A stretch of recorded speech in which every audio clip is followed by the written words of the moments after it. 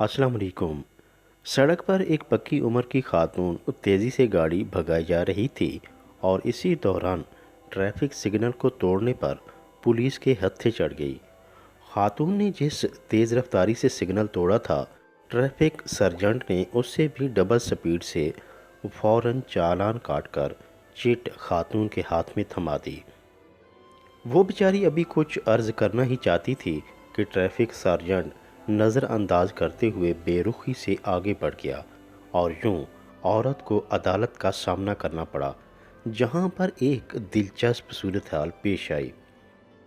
अदालत में पेशी के वक्त जज साहब को मालूम हुआ कि वो खातून उसकी प्राइमरी की उस्ताद रही हैं।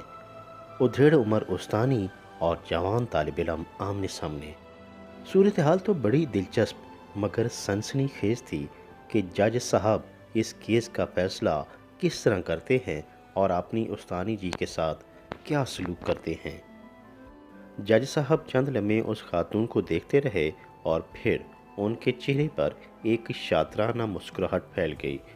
वो खड़े हो गए और खातून से कहने लगे, मैडम, मैंने सालों इंतज़ार किया कि कोई टीचर मेरी अदालत में पेश हो, मगर मेरी ये ख्वाहिश पूरी ना हो सकी।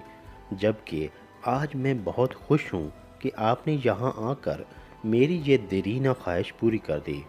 अब शाबाश, आप उस कोने वाली बेंच पर बैठकर 500 बार ये इबारत लिखें, आइंदा मैं कभी ट्रैफिक सिग्नल नहीं तोड़ूंगी। जज साहब का ये अजीब हुक्मनामा सुनकर कमरा अदालत में ज़ोरदार कह के बुलंद हुए और ख़ातून बेचारी रुहासी शक्ल बनाते हुए कोने में पड़े बेंच पर बैठ गई और लिखने ही लगी थी कि जज साहब आगे बढ़े और अपनी उस्तानी जी के कदमों में बैठ गए। उस्तानी जी का बेहद एहतराम किया, इस नामुनासिब मजाक की उनसे माफ़ी मांगी और फिर बाइज़्ज़त तौर पर बरी कर दिया। यूं जज साहब ने अपने स्कूल की याद भी ताज़ा कर ली और उस्तानी जी की खिदमत करके ताबेदार शागिर्दों की सफ़ में खड़े हो गए।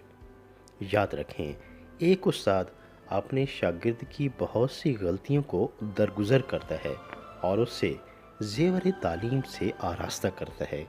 लिहाजा शागिर्द का भी हक बनता है कि वो अपने मुअल्लिम की इज़्ज़त व एहतराम को हमेशा मलहूज़ खातिर रखे।